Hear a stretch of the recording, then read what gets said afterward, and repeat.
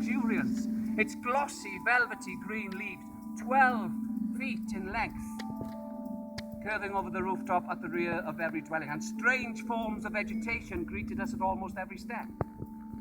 But Para was not what we'd expected. We did not discover an abundance of insects and birds, and they were not as spectacular as we imagined they would be. Mind you, there were a great many ants, and they were intensely interesting to Bates. A young Indian boy brought us a sloth, which slept for 3 days and died of hunger. Another skinning job for me. We had been in Brazil for 9 months. We had no idea if our collections were profitable, so we split up, Henry and I, in the hope that we would be more profitable apart. My brother Herbert arrived to help, but after a while he grew tired of collecting. He had no interest in it. He decided to return home. And I left my brother with the only money I had spared, £10. He wrote a receipt to which he said he'd repay me later. He said he'd hire a hunter, make a collection of insects and birds, enough to pay for his journey home. But I was heading further into the jungle, further than any other white man had been before, and I drew detailed maps. The variety of plant and animal life were extraordinary, and it's important to record every detail for future explorers. One day I received a letter.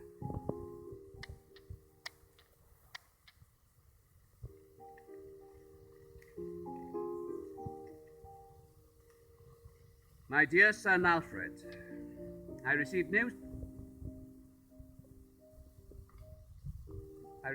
today of the fate of your brother and my youngest son Herbert. He contracted and died of yellow fever only 2 days before he was due to sail to England. Please come home, I fear for you, your loving mother.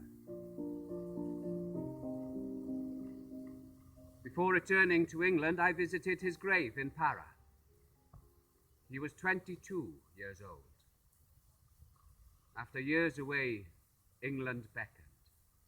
So with my collections packed and ready to sail, 553 species of Lepidoptera, including 400 butterflies, 450 beetles, 1,300 new species, and a total collection of 3,635 specimens. We left on the 12th of July, 1852, and the night before we disembarked, a toucan flew overboard and drowned. I should have seen this as an omen, and a bad one at that. We were 3 weeks at sea when the captain came to see me. The ship's on fire. Come and see what you think. Smoke was pouring from the forecastle, more like steam from heating vegetable matter than smoke from a fire. We tried to break into the hold, but we were beaten back. I went to my cabin and I retrieved a small tin box, a couple of shirts, some drawings of fishes and palms, and my watch. The smoke was too thick for me to retrieve anything else. The ship's lifeboats were launched. Abandon ship! As we took to the boats, we watched the ship burn. Flames rushed up the sail. The decks were alight. I had to let myself into the boat by a rope, and being rather weak, it slipped through my hands and took the skin from the sides of all my fingers. And finding the boat dreadfully full of water, we took to bailing, which made my wounds smart to a considerable amount. We stayed by the ship all night, in the hope that the flames would attract the attention of any other ship that may pass. It now presented a magnificent and awful sight as it rolled over like a huge cauldron of fire, the whole cargo a burning mass at the bottom. My personal collection of insects and birds, hundreds of new species, probably one of the finest collections in Europe. My journals, my drawings which told of the 3 most interesting years of my life. In monetary terms, the collection was worth